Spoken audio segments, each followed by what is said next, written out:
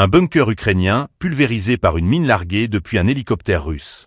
Un obusier américain M777 réduit en cendres par un drone kamikaze lancé.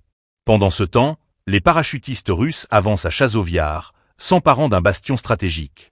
Le front de l'Est bascule, et le rapport de force semble de plus en plus s'inverser. Pensez à vous abonner et à partager cette vidéo pour suivre l'évolution de cette guerre qui redessine les lignes de l'Europe et bouleverse l'équilibre mondial.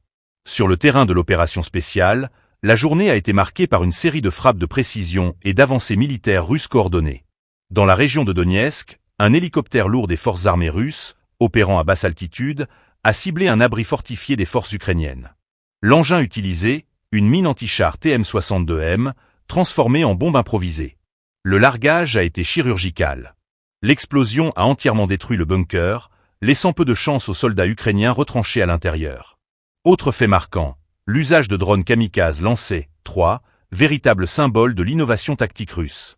L'un de ces drones a visé et détruit un obusier M777A2 d'origine américaine, utilisé par les forces ukrainiennes.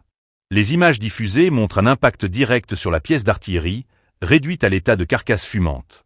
Ces drones, peu coûteux mais redoutablement efficaces, redéfinissent l'usage de la technologie sur le champ de bataille.